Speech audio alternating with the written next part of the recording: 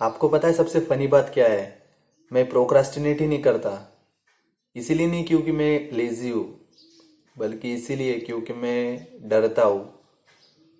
मैं डरता हूँ कि मैं जो भी काम करूँगा वो परफेक्ट ही होना चाहिए, और इसीलिए मैं कभी भी कोई भी चीज़ स्टार्ट ही नहीं करता था। और इस हफ्ते मुझे ऐसे कुछ चीज़ें मिली है, मतलब इन 6 दिनों में ऐसे 5 चीज़ें मिली है जो मैं आपको बताना चाहता हूँ। उसमें एक बोनस टिप भी है जो वीडियो के लास्ट में होगी, जिसकी वजह से मैं अपना प्रोक्रास्टिनेशन तोड़ पाया हूँ और मैं एक्चुअली ये वीडियो की सीरीज स्टार्ट कर पाया हूँ जो कि आप अभी देख रहे हो, विंटर आग की।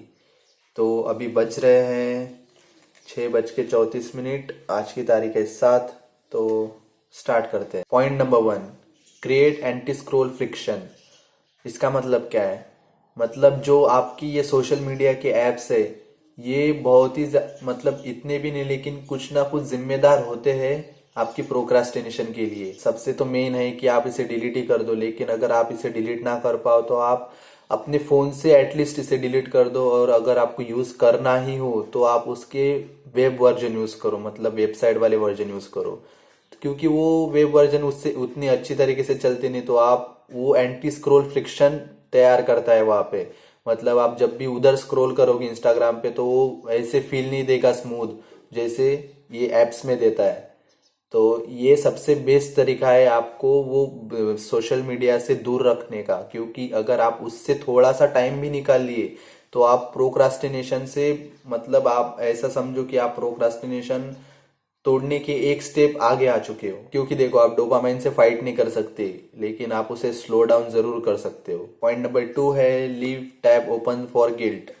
मतलब जब भी आप कोई अपना काम करते हो डेस्कटॉप पे या लैपटॉप पे, अगर आपका काम वो फिनिश नहीं हुआ तो वो टैब्स क्लोज करने के बजाय वैसे ही ओपन रखो। जब भी आपको ऐसे मल्टीपल टैब्स अपने होम स्क्रीन पे या अपने क्रोम ब्राउजर पे ओपन दिखेंगे, तब आपको लगेगा कि हाँ भाई, मुझे ये काम करना है, मेरा ये अनफिनिश्ड काम है, तो मुझे ये पूरा करना ही होगा। नहीं तो अगर उसे क्लोज कर दिया तो अपना माइंड ऐसा है कि अगर उसके सामने कुछ उसको दिखाने करने के लिए, तो वो भूल जाता है चीजें। मेरे लिए तो ये बहुत अच्छी तरीके से काम करता है। अगर आपके लिए भी ये काम करे तो आप कमेंट सेक्शन में जरूर बताना कि आपके लिए भी ये काम किया कि नहीं। Point number 3, romanticise your boring task. जो भी टास्क आपको बोरिंग लगते हैं, थोड़ा उसे कलरफुल बनाओ, फ्लेवरफुल बनाओ। मतलब आप स्टडी कर रहे हो तो बैकग्राउंड में थोड़ा कम आवाज में लोफाई म्यूजिक लगा सकते हो, या थोड़ा लाइट बैकग्राउंड का लाइट डिम करके स्टडी लैम्प पे स्टडी कर सकते हो। तो थोड़ा आपको भी लगेगा कि हाँ भाई, मैं पिक्चर का, एक मूवी का हीरो हूँ और एक आप मेन कैरेक्टर जैसे फील करोगे। अगर आप वीडियोस बनाते हो तो आप वैसे सेटअप में बैठा करो कि आपको लगे कि आप ही मूवी डायरेक्ट करे और आप ही डायरेक्टर और आप ही एक्टर हो। तो इस मूवी को बनाने के लिए आपके मेन जरूरत है, तो आपको भी ऐसे फील आएगा कि हाँ भाई, मैं कुछ ना कुछ तो अच्छा कर रहा हूँ। तो ऐसे इन्वायरमेंट में काम करने से आपको वो बोरिंग टास्क भी अच्छे लगने लगेंगे। चौथा पॉइंट है trick yourself with fake deadlines. क्या आपके साथ कभी ऐसा हुआ है कि आपने सोचा है कि मुझे ये काम 9 बजे तक फिनिश करना है, और आप वो काम 9 बजे तक फिनिश ही नहीं कर पाते, वो चले जाता है 10-11 बजे तक? तो ऐसा क्यों होता है? क्योंकि हमने वो प्रायोरिटी में सेट नहीं किया है।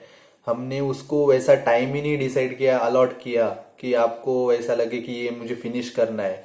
अगर आपको देखो, मैं अगर आपको कहूँ कि मैं आपको 5 सेकंड देता हूँ या मैं आपको 10 सेकंड देता हूँ, 5 फ्रूट्स के नाम बताओ, तो डिस करो। 5 फ्रूट के नाम बताओ अपने मन में ही, अपने आप को ही बता, या तो मेरे स्क्रीन पे बता कि मुझे ऐसे बोल दो कि हाँ भाई ये लो, बताओ।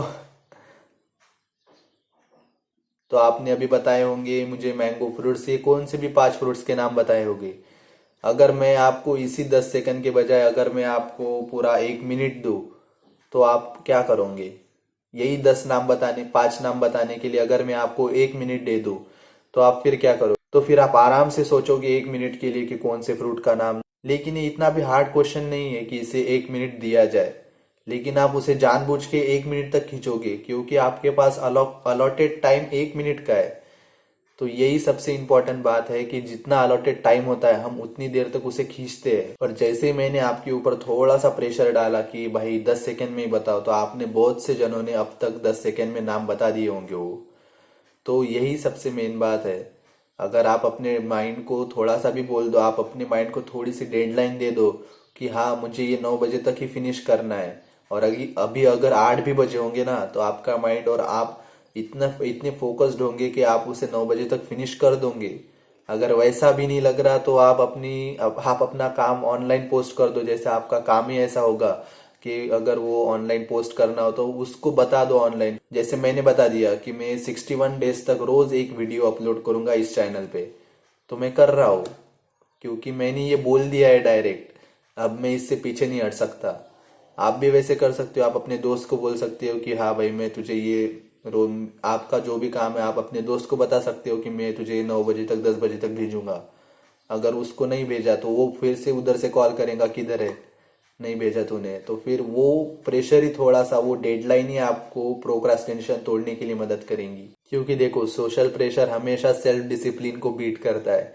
मतलब आप खुद के लिए तो इतना कुछ नहीं करोगे, लेकिन दुनिया को अगर बता दिया ना आपने तो फिर आप दुनिया के लिए कुछ ना कुछ भी करोगे।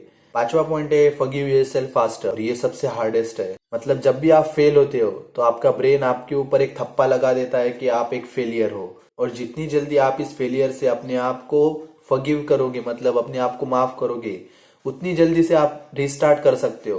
अगर आप इसके ही पीछे पड़े रहे कि मैं तो फेलियर ही हूँ, मैं ऐसा ही हूँ, मैं वैसा ही हूँ, तो आप कभी भी अपने लाइफ में रिस्टार्ट नहीं कर पाओगे, चाहे वो कौन सी भी चीज हो।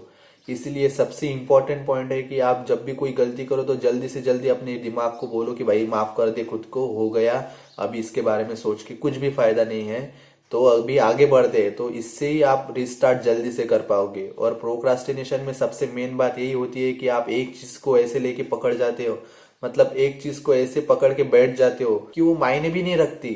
इसलिए मैं बोल रहा हूँ कि वो पास्ट वाली चीजें भूल जाओ और जो अभी है उसे रिस्टार्ट करो, और रिस्टार्ट करके अपना फ्यूचर सिक्योर करो।